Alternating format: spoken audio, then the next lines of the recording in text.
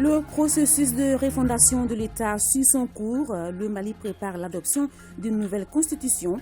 L'avant-projet du document a été remis hier au président de la transition. Le texte de 195 articles renferme de nombreuses innovations. Les grandes lignes vous seront présentées dans ce journal. Les débats sont lancés à Kigali où soutient la 145e Assemblée de l'Union interparlementaire. Le Mali accorde de l'importance à la promotion du genre. Ce sont les propos du président du CNT, le colonel Malik Diao. Les détails avec nos envoyés spéciaux. Œuvre sociale du président de la transition. La région de Bourouni vient de recevoir des ambulances médicalisées pour les 3 districts sanitaires. Le centre de santé de référence de Niro en a également bénéficié pour le transport des malades vers les centres de santé. Deuxième phase du programme d'appui aux filières agro-pastorales PAFA, 10 milliards et demi seront investis dans les filières lait et pommes de terre pendant 4 ans. Le programme couvre les 7 cercles de la région de Sikasso. Nous sommes mercredi 12 octobre. Bonsoir. Le Conseil des ministres s'est réuni en session ordinaire ce jour dans sa salle de délibération au palais de Koulouba sous la présidence du colonel Assimi Goïta, président de la transition, chef de l'État. Après examen des points inscrits à l'ordre du jour, le Conseil a adopté des projets de texte et entendu des communications. Avec moi, Ibrahim Djombele, pour la lecture du communiqué. Ibrahim, bonsoir. Bonsoir, Salim Atandao, mesdames et messieurs, bonsoir. Et nous ouvrons par le chapitre des mesures législatives et réglementaires. Sur le rapport du ministre de l'administration territoriale et de la décentralisation, le Conseil des ministres a adopté un projet de loi portant prorogation de mandats des conseils communaux à titre exceptionnel. Le mandat des conseils communaux élu le 20 novembre 2016 a été prorogé à 2 reprises de 6 mois. La deuxième prorogation intervenue à travers le décret numéro 2022-0297 PTRM du 20 mai 2022 arrive à terme le 22 novembre 2022 à minuit. Face aux nécessités exigées par les circonstances, notamment l'impossibilité de tenir des élections communales à l'échéance prévue, le gouvernement a décidé de proroger à titre exceptionnel le mandat des conseils communaux. Le projet de loi adopté proroge à titre exceptionnel le mandat des conseils communaux élus le 20 novembre 2016, à l'exception de ceux dont l'annulation de l'élection est devenue définitive à compter du 23 novembre 2022 jusqu'à l'installation de nouveaux conseils communaux. Cette prorogation, conformément aux conclusions des Assises nationales de la refondation, permettra aux élus en poste d'assurer la continuité de l'action publique à travers la fourniture des services sociaux de base et de préserver la stabilité. Sur le rapport du ministre de la Sécurité et de la Protection civile, le Conseil des ministres a adopté un projet de décret portant institution et réglementation de la carte d'identité biométrique sécurisée. La carte d'identité biométrique est une pièce d'identité sécurisée instituée par les autorités communautaires en vue d'assurer la libre circulation des populations dans le nouveau contexte sécuritaire que connaissent les pays de la communauté économique des États de l'Afrique de l'Ouest. Dans le cadre de la mise en œuvre de ces décisions, le gouvernement, soucieux de la sécurité, a décidé de doter la population d'une carte nationale d'identité conforme aux spécifications communautaires. La carte nationale d'identité biométrique sécurisée sera produite à partir de la base de données de recensement administratif à vocation d'état civil pour permettre à chaque citoyen d'avoir son numéro d'identification nationale sur sa carte d'identité et d'établir un lien entre les différents documents d'identité. Le projet de décret adopté institue la carte nationale d'identité biométrique sécurisée en vue de promouvoir la mobilité intra-régionale, d'offrir un titre sécurisé permettant de lutter contre les trafics et migrations irrégulières et de répondre aux enjeux de la lutte contre le terrorisme. Sur le rapport du ministre de l'Économie et des Finances, le Conseil des ministres a adopté un projet de décret instituant un système sécurisé de factures normalisées. Les transactions entre opérateurs économiques et entre les opérateurs et les consommateurs sont retracées par un système de facturation dont les conditions et les règles d'émission sont déterminées par le Code général des impôts, le livre de procédure fiscale et le Code de commerce. Le gouvernement, dans le cadre de la mise en œuvre des réformes en vue d'une mobilisation optimale des ressources fiscales, a adopté le décret numéro 2020-0409 PRM du 31 décembre 2020 fixant les modalités d'institution des systèmes sécurisés de factures normalisées.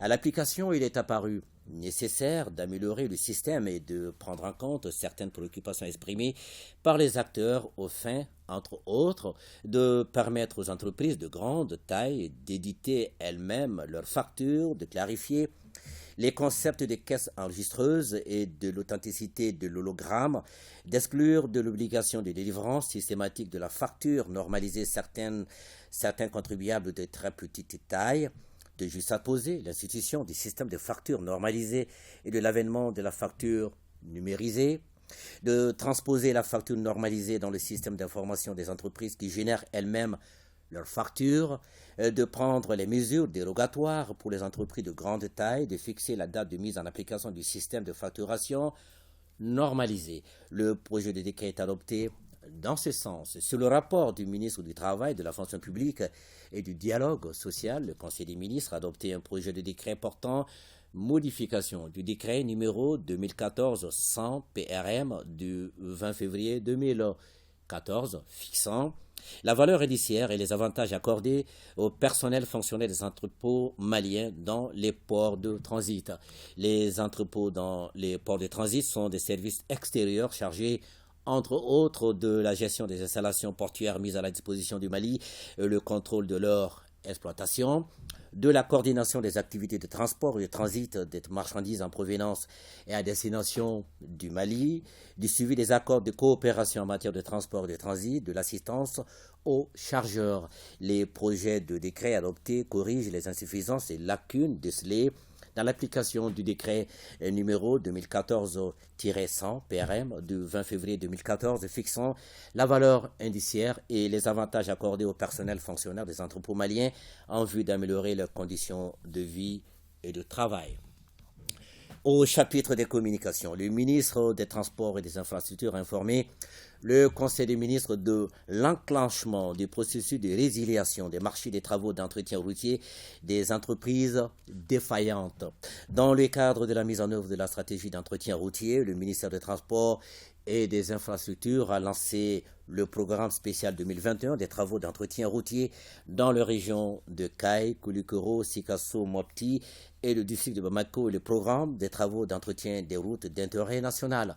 L'exécution de ces programmes a mobilisé d'importantes ressources financières qui ont permis de réaliser des travaux de redimensionnement, de curage de certains ouvrages d'assainissement et d'entretien exceptionnel de certaines voies.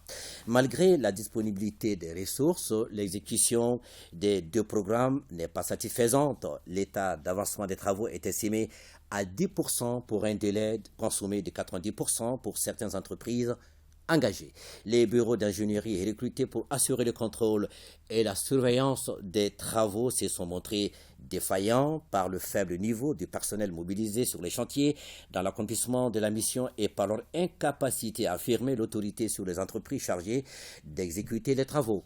Compte tenu de l'urgence de terminer ces travaux et d'abréger la souffrance des populations, le ministère des Transports et des Infrastructures a décidé de résilier les contrats des entreprises dont les défaillances sur les chantiers ont été dûment établies par constat d'huissier, de confier d'urgence l'exécution des travaux à d'autres entreprises qui ont montré leur capacité conformément aux procédures fixées par le Code des marchés publics, de pourvoir d'urgence à l'aide des ressources humaines disponibles au sein des services, au contrôle technique requis pour s'assurer de l'exécution des travaux d'entretien routier dans les règles de l'art.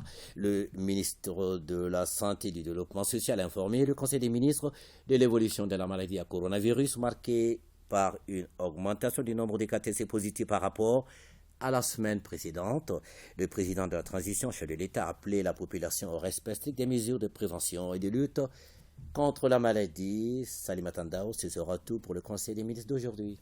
Ibrahim Gambeli, vous allez rester avec nous pour la lecture du décret portant nomination des membres du collège de l'autorité indépendante de gestion des élections EGE.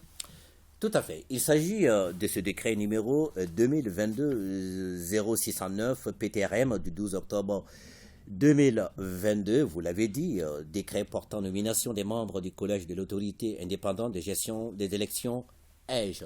Le président de la transition, chef de l'État, vu la Constitution, la charte de la transition, la loi numéro 2022-001 du 25 février 2022 portant création de la charte portant révision de la charte de la transition, vu la loi numéro 2022-019 du 24 juin 2022 portant loi électorale, le décret numéro 2021-0361 PTRM du 7 juin 2021 portant nomination du Premier ministre, le décret numéro 2021-0385 PTRM du 11 juin 2021 portant nomination des membres du gouvernement, le décret numéro 2022-0485 PTRM du 21 août 2022 désignant l'intérimaire du Premier ministre, le décret numéro 2021-0476 PTRM du 27 juillet 2021 fixant les intérims des membres du gouvernement, statuant en Conseil des ministres, décrète, article 1er,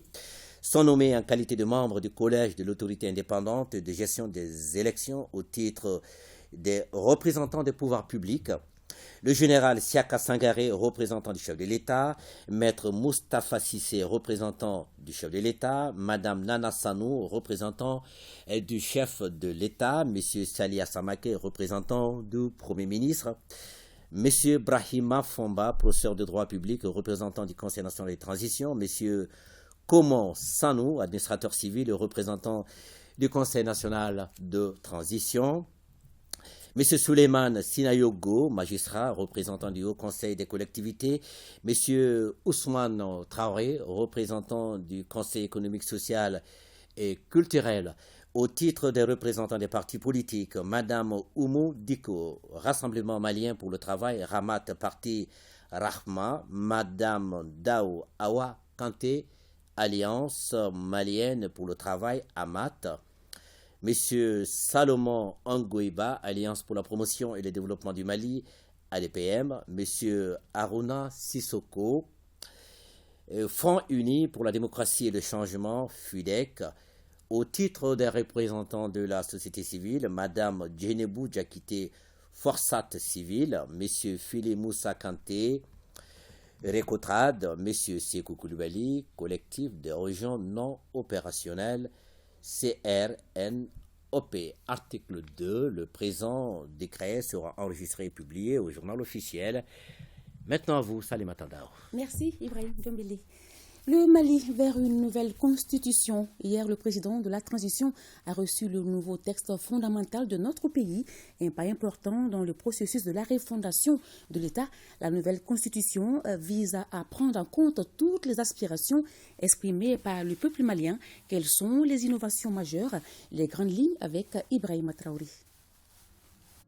Avant-projet de la nouvelle constitution du Mali. D'abord dans la forme. Le document compte 195 articles contre 122 dans la constitution en vigueur. Au plan structurel, la présentation connaît une nette amélioration pour une meilleure lisibilité de la loi fondamentale. Sur le fond, au niveau de l'État et de la souveraineté, la nouvelle constitution affirme clairement le caractère unitaire de l'État malien, pas question d'État fédéral. La conception malienne de la laïcité est bien définie et clarifiée. Idem pour les langues.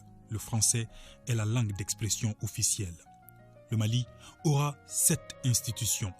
Le président de la République, le gouvernement, le Parlement, la Cour suprême, la Cour constitutionnelle, la Cour des comptes, le Conseil économique, social, culturel et environnemental.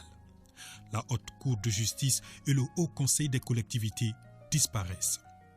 Concernant le pouvoir exécutif, c'est désormais le président de la République qui détermine la politique de la nation et le gouvernement se charge de la conduite de cette politique. Autre précision du nouveau texte fondamental, le nombre des membres du gouvernement ne peut dépasser 29. Sur le pouvoir législatif, le Parlement aura 2 chambres, l'Assemblée nationale et le Haut Conseil de la Nation, appelé ailleurs Sénat. Les 2 chambres votent les lois. Elles pourront se réunir en congrès pour des événements spéciaux, précise la nouvelle constitution.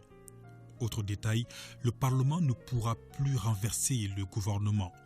Le président de la République ne pourra plus dissoudre le Parlement. sur le pouvoir judiciaire, il est institué des procédures de destitution de certaines hautes autorités, notamment le président de la République, le président de l'Assemblée nationale et le président du Haut Conseil de la Nation. Autre nouveauté, les modes alternatifs et traditionnels de règlement des conflits sont autorisés. Une loi déterminera les modalités d'application de cette justice alternative. En plus, les citoyens pourront désormais saisir directement le Conseil supérieur de la magistrature avec le changement qu'il connaîtra dans sa nouvelle composition. Enfin, l'on note beaucoup de modifications dans les attributions et pouvoirs de la Cour constitutionnelle. Autant d'innovations dans la nouvelle constitution du Mali pour un seul objectif, répondre aux aspirations profondes exprimées par le peuple tout en restant en phase avec la communauté régionale et internationale. Hors de nos frontières, le débat général sur le thème de la 145e Assemblée de l'Union interparlementaire Kigali 2022 a commencé ce mercredi. Pour ce premier jour de débat, plusieurs pays s'y sont succédés au pupitre, dont le Mali, sur la thématique relative au genre. Le président du Conseil national de transition, le colonel Malick Diaw, a rappelé l'importance que notre pays accorde à la promotion du genre. Le discours du président du CNT décrypté ici par nos envoyés spéciaux Fousseni Tounkara et Yeli Makandiapate. 7 minutes au pupitre, c'est le temps qu'a mis le colonel Malick Diaw pour faire passer son message relatif au thème égalité des sexes et parlement sensible au genre, objet du débat général de cette 145e assemblée de l'UIP. L'honorable Diaw a d'abord précisé à quel point le thème choisi est important pour le Mali. La présente assemblée se tient dans un contexte marqué par la persistance des foyers de tension et de menaces terroristes en Afrique et à travers le monde. Pour cette raison, le thème choisi s'inscrit à tous égards dans les actions entreprises par les autorités maliennes pour conforter la promotion du genre, la paix et la cohésion sociale. Pays de forte tradition ancestrale, le Mali accorde une place importante aux femmes dans la vie en société. Pour montrer à l'assistance que la question du genre a toujours été une priorité pour l'État du Mali, le président du CNT a paraphrasé une partie de la constitution malienne qui donne à la femme toute sa place. La République du Mali a clairement consacré dans sa constitution le principe de l'égalité des sexes en ces termes. Tous les Maliens naissent et demeurent libres et égaux en droit et en devoir. Toute discrimination fondée sur l'origine sociale, la couleur, la langue, la race, le sexe, la religion et l'opinion politique est prohibée. Aussi, le Mali a souscrit à l'ensemble des traités et conventions internationales en faveur de la promotion du genre. L'Assemblée a été aussi édifiée des progrès à l'actif du Mali par rapport à la promotion du genre, des acquis qui se présentent sous plusieurs formes. Plusieurs textes et instruments juridiques ont été adoptés pour favoriser l'émergence et l'épanouissement socio-politique des femmes. Entre autres, l'adoption de la politique nationale genre du Mali en novembre 2010. Elle vise à prendre en compte le genre comme principe de bonne gouvernance dans les politiques publiques, les programmes et projets nationaux, ainsi que dans les budgets. Dans cette optique, un programme budgétaire de suivi des actions en faveur du genre est opérationnel. Une autre initiative historique prise dans notre pays est l'adoption de la loi numéro 2015-052 du 18 décembre 2015 qui institue des mesures pour promouvoir le genre dans l'accès aux fonctions nominatives et électives. Elle vise à renforcer considérablement la présence des femmes dans toutes les sphères de décision. À ces progrès, je voudrais encore ajouter d'une part le nouveau code de la famille et des personnes qui constitue une avancée notoire en matière des droits des femmes au Mali et, d'autre part, la loi relative au fonds d'appui à l'autonomisation des femmes et à l'épanouissement des enfants. Après avoir rendu hommage aux femmes du Mali, le colonel Malick Diaw a tenu à partager sa propre analyse au comité exécutif de l'UIP, dans le souci de tendre vers un monde résilient. L'UIP devra occuper un rôle central d'incubateur en continuant à promouvoir les bonnes pratiques parlementaires y afférentes. Ceci est d'ailleurs, à mon sens, le passage obligé pour qu'ensemble, nous puissions réaliser efficacement les objectifs du développement durable. Au terme de ce débat général qui a commencé ce mercredi et qui se poursuivra les jours suivants, l'Assemblée va adopter un document final. Ce document final servira de feuille de route pour les parlementaires qui doivent normalement faire la restitution au niveau des populations. Ici, à Bamako, le président du Conseil économique, social et culturel a reçu en audience cet après-midi une délégation du Tunisia Health Alliance, un consortium de 15 entreprises opérant dans le secteur de la santé en Tunisie. Le projet de partenariat entre le Mali et le consortium était au centre des échanges entre Yacouba Katile et la délégation, un partenariat qui vise à renforcer l'industrie pharmaceutique, entre autres. Écoutons Mourad Harouf, membre fondateur de Tunisia Health Alliance, au micro de Nouroum Sissoko. Tunisia Health Alliance, qui est un groupement d'intérêt économique tunisien composé de plusieurs sociétés tunisiennes, qui couvre toute la chaîne de valeur au niveau de la santé. Et nous sommes venus justement pour échanger avec le Conseil les différentes pistes de partenariat technique pour renforcer l'échange sud-sud dans le domaine de la santé. Le président était enchanté de recevoir ou d'avoir cette initiative et je pense que ce n'est que le départ des futures séances de travail qu'on fera avec le Conseil. Donc les champs sont multiples. Donc nous avons parlé de formation, nous avons parlé de plateaux techniques, nous avons parlé de comment bénéficier d'une certaine expérience tunisienne par rapport à certains aspects. Maintenant, la partie difficile commence. Ce sont des projets qu'il faudrait planifier sur 5, 10, 20, voire plus, 20 ans, voire plus. On est tous concernés par la santé. Nous avons vu ce qui s'est passé au niveau du Covid. Le monde s'est arrêté à cause du Covid. Donc, ce sont des projets sur le court, moyen et long terme.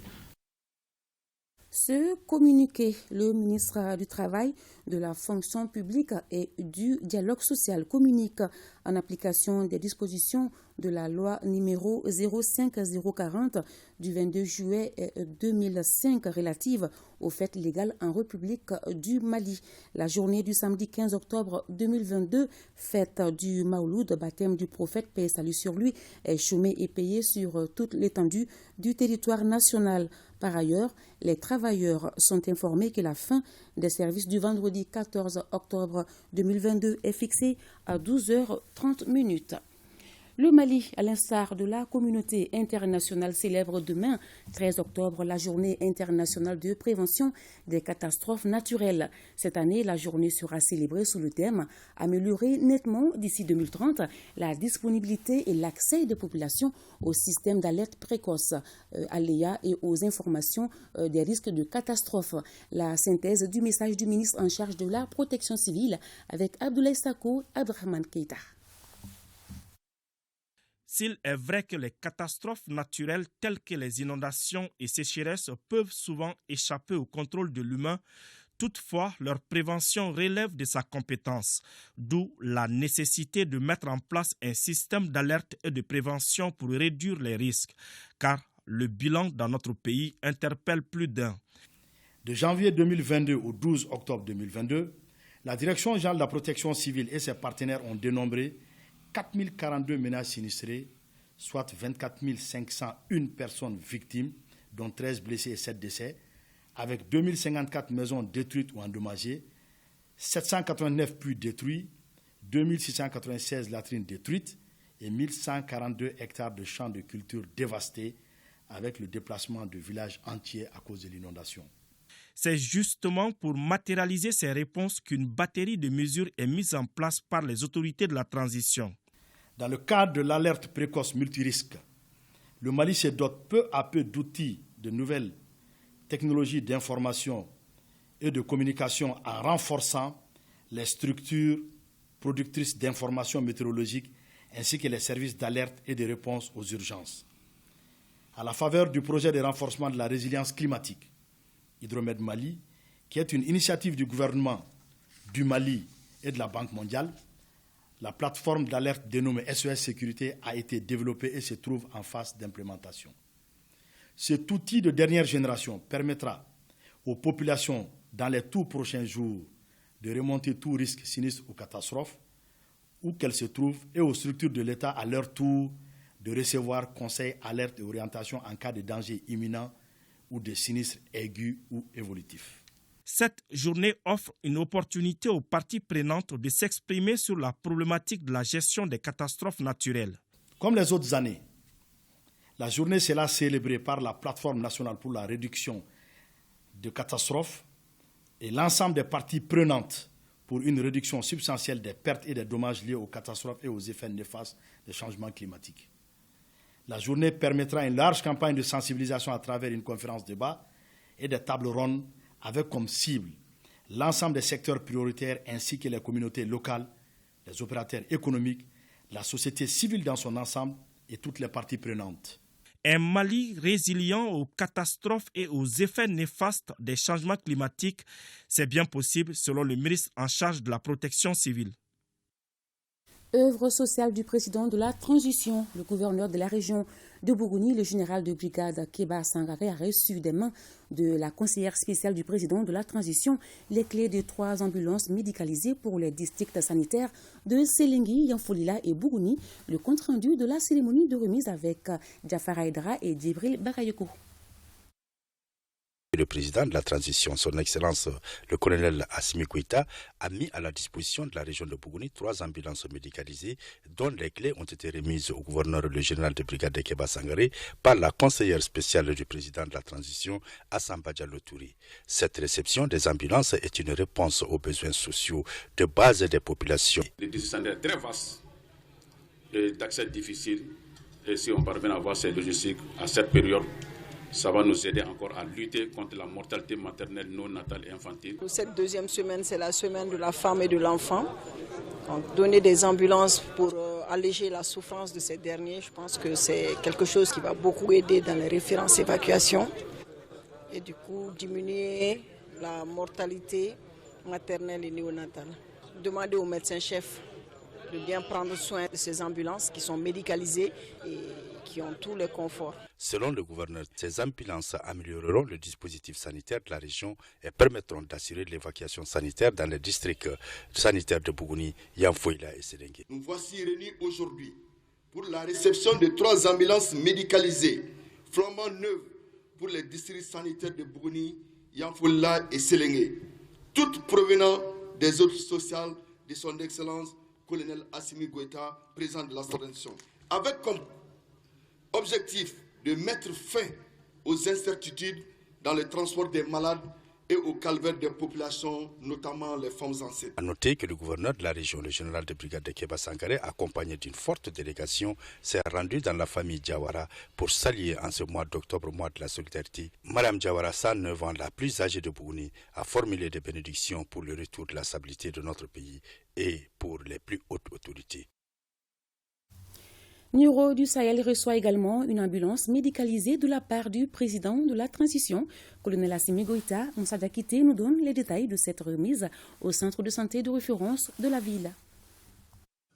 Cette dotation du centre de santé de référence de Niro en ambulance médicalisée répond en partie aux doléances faites par les autorités de la région lors du passage du Premier ministre Dr Choguel Kokala Maïga en décembre 2021.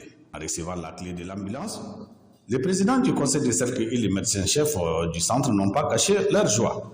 C'est un besoin qui était là, de la population, et vraiment l'ambulance a été vraiment salutaire pour les multiples déplacements des malades de Nioro à Bamako.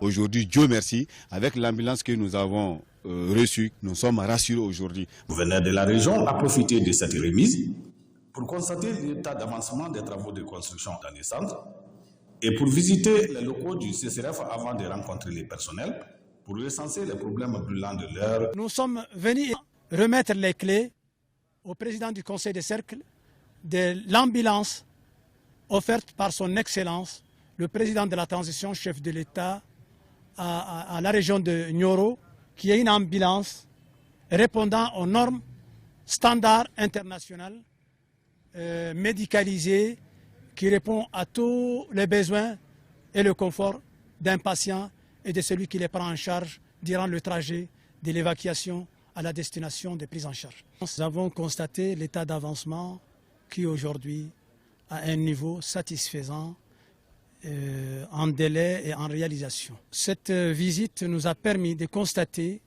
également d'autres besoins et ça nous a permis de voir ces besoins en personnel et en infrastructure et nous allons les communiquer à qui de droit.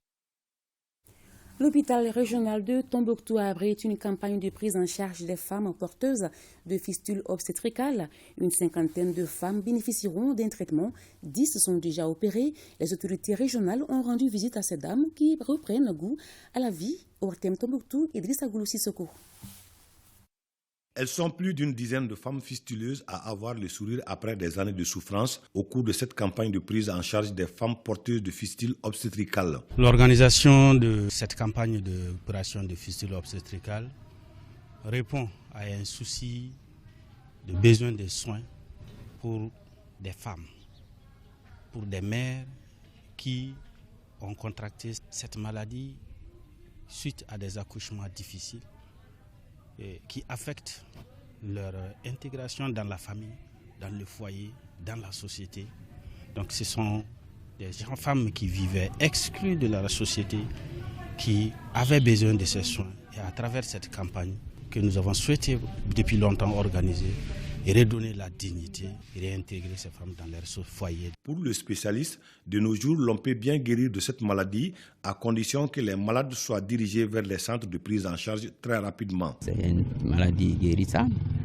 Le problème, c'est surtout qu'il faut que les femmes arrivent à rejoindre les centres. Toutes les patientes qui ont été opérées, ça a été une réussite totale. Donc, nous pouvons nous féliciter.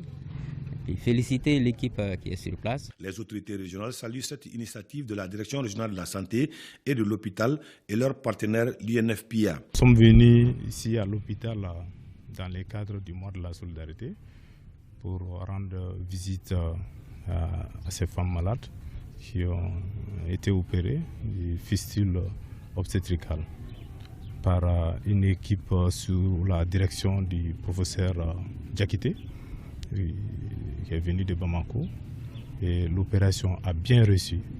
Et pour les 12 femmes que nous avons vues, l'équipe a remis ces 12 femmes en vie. Elles peuvent retourner maintenant dans leur foyer. Il faut dire qu'une autre campagne est prévue pour soulager les femmes porteuses de fistules obstétricales en région de Tombouctou. Churchill Company, en partenariat avec la société Assist, vient de lancer officiellement de nouveaux réfrigérateurs médicaux au Mali. Fanta Mamanientao nous donne plus de précisions. Le réfrigérateur Churchill est une technologie de refroidissement unique qui peut améliorer la vie à 2 milliards de personnes. On n'a besoin d'aucune autre source d'énergie hormis l'eau et le soleil, qui sont des ressources naturelles qui sont, je peux dire, quasiment illimitées au Mali. C'est une de nos richesses que nous exploitons grâce à cette technologie qui est basée sur l'observation simple de la nature. Et donc on voulait faire cet événement pour présenter notre nouveau produit et donc le premier lancement officiel au Mali, qui est donc le premier lancement officiel qu'on fait à travers l'Afrique. On a choisi le Mali étant le pays clé sur les frigos médicaux et montrer aussi que cette technologie révolutionnaire, elle peut être aussi utilisée pour tous et permettre la réfrigération accessible à tous. Le gouvernement du Mali est convaincu que les réfrigérateurs Churchill contribuent au développement durable de notre pays. Nous travaillons avec l'entreprise Churchill qui rentre dans le cadre de la conservation des vaccins. Donc il y a des réfrigérateurs qui sont en tout cas fabriqués par Churchill. Ou Churchill, nous collaborons avec Churchill, l'entreprise Churchill depuis 2013. La vaccination ne peut pas aller sans en tout cas des capacités de stockage. Et qui dit capacité de stockage parle de capacité de conservation qui est le réfrigérateur. Notons que Churchill Company est une société de droit britannique, inventeur et détenteur de la technologie unique en réfrigération. Une technologie qui n'utilise que 2 éléments de la nature pour faire fonctionner ses réfrigérateurs. Point Covid. Ce 12 octobre 2022, les services de santé ont enregistré un cas positif sur 342 tests réalisés, 25 patients guéris, 0 décès. Actuellement, 33 personnes sont sous traitement. Pour vous protéger et protéger les autres, suivez les mesures de prévention et faites-vous vacciner. En troisième région, près de 10 milliards et demi de francs CFA, c'est le coût de la deuxième phase du PAFA, programme d'appui aux filières agro-pastorales, un programme lancé ce mercredi à Sikasso pour consolider les acquis en matière de promotion des filières lait et pommes de terre. La deuxième phase du PAFA dure 48 mois et couvre les 7 cercles de la région de Sikasso. Compte rendu, Moustapha Doumbia, Taïrou Kounate. La deuxième phase du PAFA, programme d'appui aux filières agro-pastorales, est cofinancée par les coopérations suisses et luxembourgeoises à près de 10 milliards et demi de francs CFA. Cette deuxième phase s'étend sur 48 mois et couvre les 7 cercles de la collectivité région de Sikasso. Elle est mise en œuvre par LuxDev sous la maîtrise d'ouvrage du Conseil régional de Sikasso. Le PAFA 2 a pour objectif global de contribuer à l'augmentation du revenu des exploitations familiales, agro-pastorales, des entreprises et des personnes les plus vulnérables dans le sud du Mali. Spécifiquement, il vise à augmenter durablement la productivité et l'employabilité dans les filières du lait local et la pomme de terre. Tous les objectifs du PAFA sont des objectifs aussi du Conseil régional, qui aujourd'hui a assuré la maîtrise d'ouvrage de toutes les actions qui vont être réalisées, mais en concertation avec tous les acteurs du territoire. La réussite du PAFA 2 dépendra de l'implication de tous les acteurs autour du Conseil régional. La deuxième phase du PAFA prévoit la construction d'un laboratoire de certification des semences et l'aménagement de 3 aires de pâturage, entre autres, des actions qui cadrent avec les orientations nationales. Le PAFA 2 est conforme à la politique du développement agricole, PDA, et au plan national d'investissement du secteur agricole, PENISA, qui prône un investissement public orienté par chaîne de valeur et cadre parfaitement avec la vision du développement territorial équitable qui contribuera fortement à l'amélioration de la sécurité alimentaire et les conditions de vie des populations de la région de Sikasso. La projection d'un film sur les acquis de la première phase du PAFA a constitué l'un des temps forts de cette cérémonie de lancement. Ces acquis sont bien appréciés par les acteurs des filières lait et pommes de terre. Conférence de presse au ministère de l'Enseignement supérieur et de la Recherche scientifique. L'objectif de la rencontre était de donner des explications sur le dernier recrutement des assistants enseignants-chercheurs dont les résultats sont contestés par certains. Pour plus de précisions, écoutons Amadou Wan, secrétaire général du ministère de l'Enseignement supérieur et de la Recherche scientifique. Il est au micro de Aliou Idrissa Maïga. En 2021, le ministère de l'Enseignement supérieur et de la Recherche scientifique a instruit aux institutions d'enseignement supérieur de lui faire la situation relative à leurs besoins de recrutement d'enseignants-chercheurs. Il ressort un besoin estimé à 1450 nouveaux enseignants-chercheurs, dont 747 docteurs et 703 titulaires de master. Le gouvernement du Mali a mis à la disposition du ministère de l'Enseignement supérieur et de la Recherche scientifique, au titre de l'exercice 2022, un budget d'un montant d'1 milliard de francs CFA. Ce budget permet de recruter 117 enseignants-chercheurs, dont 59 maîtres assistants et 58 assistants. Un appel à candidature a été lancé. Il a été mis en place le comité de sélection et la commission de supervision et d'organisation du concours. C'est au sortir du processus long, sérieux, que les résultats ont été proclamés le 6 octobre 2022. À la clôture du délai de réception des dossiers, il a été enregistré 1592 candidatures au poste d'assistant et 316 candidatures au poste de maître assistant. Les travaux de la sous-commission de dépouillement et sélection des dossiers ont permis de sélectionner 1486 dossiers et de rejeter 106 pour divers motifs, notamment le dépassement de l'âge limite, la non-conformité du diplôme avec la spécialité choisie. Tout au long de ce processus, le ministre de l'Enseignement supérieur et de la Recherche scientifique a rappelé son attachement et celui des hautes autorités de notre pays à une sélection sincère, respectueuse des règles établies et départie de toute soupçon d'irrégularité. Une quarantaine de jeunes participent à une rencontre dénommée Université d'été. Ce cadre d'échange de 2 jours est organisé par la Fondation Touwendi en partenariat avec la Fondation Friedrich Ebert Batraouri. Après 3 décennies de vie démocratique au Mali, cette nouvelle méthode de gouvernance est mal comprise par bon nombre de jeunes. La Fondation Touwendi, qui fait ces constats, note surtout une rupture de confiance entre les jeunes et les hommes politiques. Rupture dont l'une des causes est la méconnaissance des différents systèmes de gouvernance. La présente université d'été, dont le thème est « La démocratie expliquée aux citoyens lambda », trouve ici toute sa justification.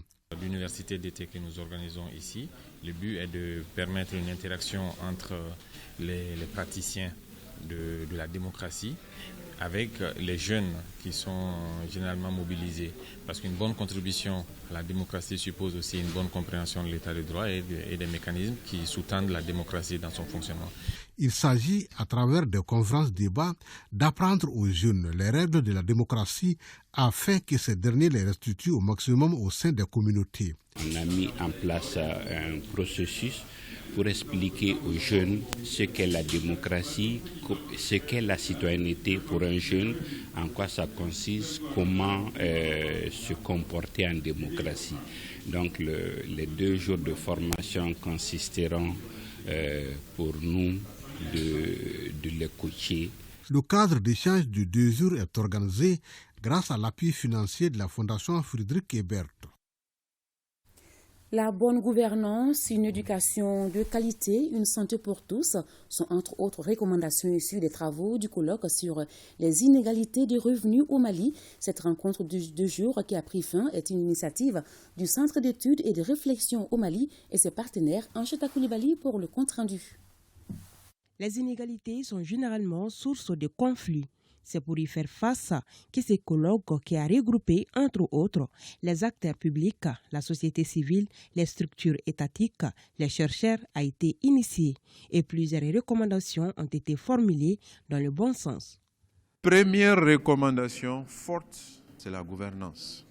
Comment y arriver? Il faut faire en sorte que la gouvernance de l'école soit suffisamment robuste, de qualité, pour qu'on puisse augmenter l'offre de services et la qualité des services en éducation. Donc, il y a aussi la question fiscale. Beaucoup d'autres recommandations, la sécurité sociale, la santé, d'autres types par rapport aux questions de genre, aux questions des femmes, l'accès aux terres. Le rapport qu'on va rédiger sur le sujet, ça pourra aider nos autorités à mettre en place des mesures idoines pour vraiment essayer de baisser les inégalités.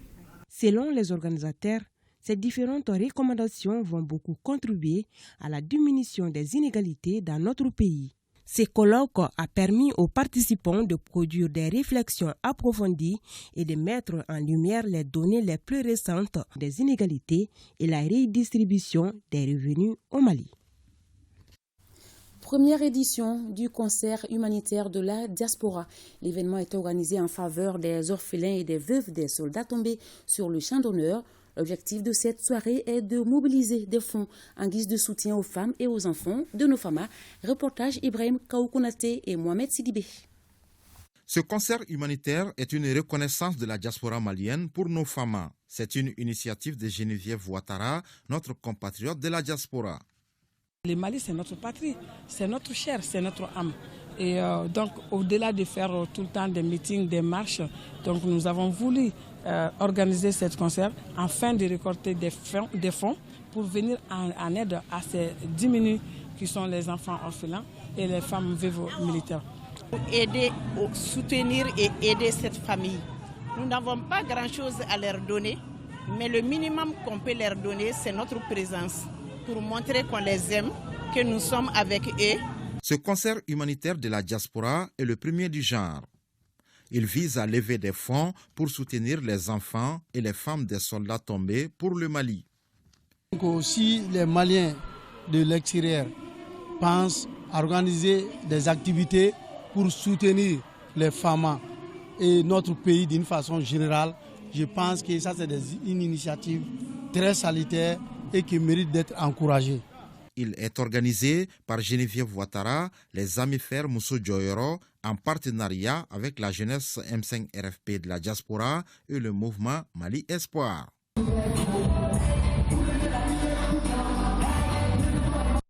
Ainsi prend fin ce journal. Merci et bonne suite de programme sur votre télévision nationale.